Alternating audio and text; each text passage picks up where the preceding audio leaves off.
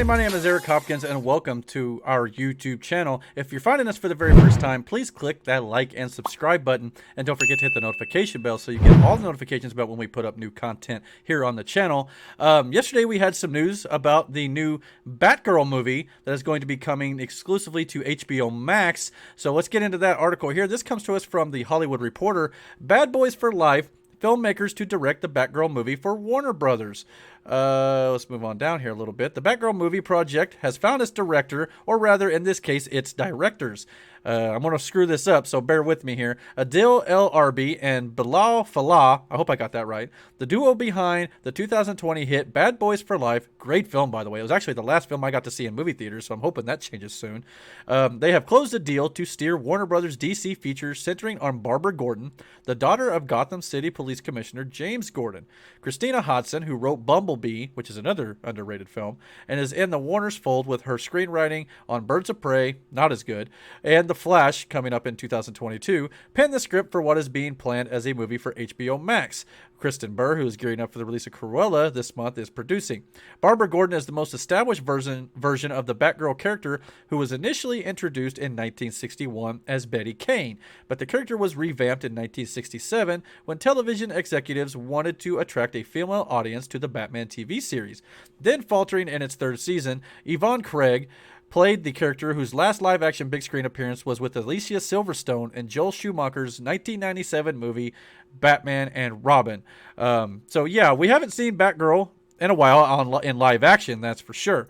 But DC and Warner Brothers recently come out and said that they want to get more things on HBO Max. We're getting TV series. And obviously the big feature films in the DCEU, or even not the DCEU, will be coming to HBO Max soon.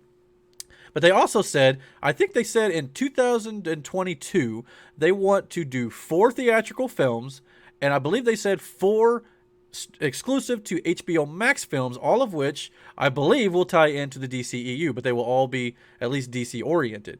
And so that means they're going to be getting on the level of the Marvel Cinematic Universe and releasing content starting in 2022. So with 2021, we're getting the Suicide Squad. We just had Wonder Woman 1984 at the end of last year. So this year is kind of a quiet year. But as of right now, in 2022, we are getting the Batman. I think Black Adam is scheduled for, I think it's 2022 as well.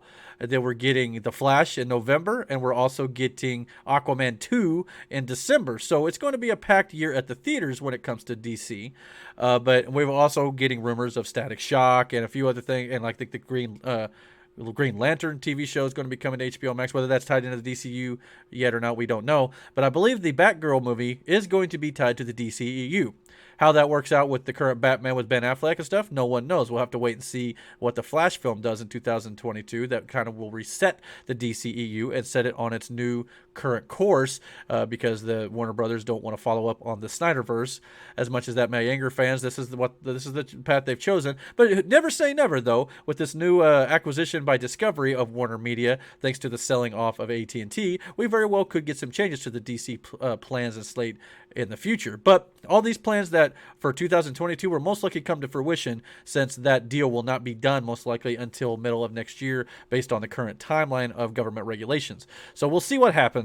But I like the idea that DC is definitely wanting to release more films annually in theaters, and also do exclusive content for whatever streaming service they may have at the time. Right now it is HBO Max. So that part I really love. So let's hope they continue to do so, because I think DC, obviously, you got to have good quality. Don't just release stuff for the sake of releasing it. But I think if they do a good job when it comes to the terms of quality when it comes to their DC properties, obviously their animated stuff is great, which I just did a video about some of the new animated announcements that are coming from DC as well on HBO Max, so go check that out. But if you can match that kind of quality the animation is doing, DC will be on the right track to getting back on the right foot here. But what do you guys think about the announcement of the directors for the Batgirl series, or movie, I should say, which again, I don't think this article mentioned it, but these two directors for Bad Boys for Life also are now the showrunners for the Miss Marvel Marvel Studios series coming to Disney Plus too. So they're being real busy here lately. They've also obviously got a lot of projects lined up due to the success of Bad Boys for Life. So we'll see what they do with Miss Marvel, and then we'll have this coming after that. But comment down below, hit that like and subscribe button, and don't forget to hit the notification bell so you get all notifications about when I put up new content here on our channel. channel. And until our next video, guys, don't forget to check out the Fat Boy Cartel podcast here too every Sunday. So do that as well. So until our next video, take care.